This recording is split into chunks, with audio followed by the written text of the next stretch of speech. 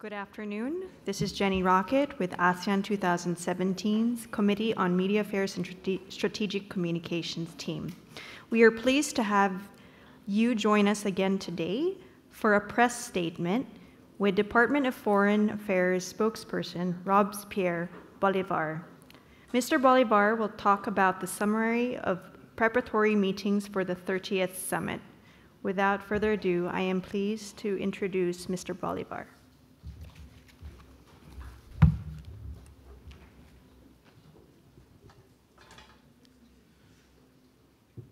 It's like I'm going to be saying Mass, but in any case. Good afternoon, colleagues from the local and international press. I am pleased to share with you the major outcomes of the ASEAN ministerial meetings, which were held earlier today. Acting Secretary Enrique A. Manalo chaired the ASEAN Foreign Ministers meeting, the ASEAN Political Security Community Council meeting, and the ASEAN Coordinating Council meeting today at the Philippine International Convention Center in Manila. During the ASEAN Foreign Ministers and ASEAN Political Security Community Council meeting, the foreign ministers exchanged views on further enhancing ASEAN's community building efforts, maintaining ASEAN centrality while further deepening ASEAN's relations with external partners, and regional developments and international issues of common interest and concern. Among the regional and international issues discussed include developments in the Korean Peninsula, the situation in the South China Sea, transnational crimes such as piracy and armed robbery against ships, and violent extremism and terrorism. The ASEAN foreign ministers issued the following statement on the situation in the Korean Peninsula. If I may read from the statement, issued immediately after the ASEAN Foreign Ministers meeting. The Association of Southeast Asian Nations, ASEAN, expresses its grave concern over the escalation of tension in the Korean Peninsula, including the DPRK's 2 nuclear tests in 2016 and subsequent ballistic missile launches. ASEAN is mindful that instability in the Korean Peninsula seriously impacts the region and beyond. ASEAN strongly urges the DPRK to comply fully with its obligations arising from all relevant United Nations Security Council resolutions and international laws in the interest of maintaining international peace and stability.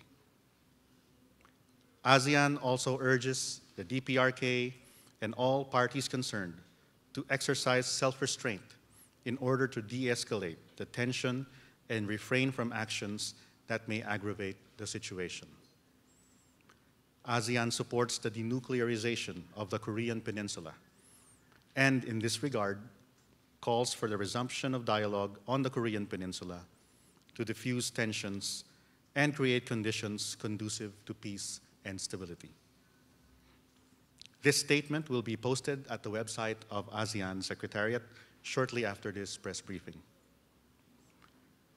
The ASEAN Coordinating Council meeting, which was led by the ASEAN Secretary General, discussed the follow-ups to the 28th and 29th ASEAN summits held last year and considered the outcome documents of the 30th ASEAN Summit, which have now been endorsed to the leaders.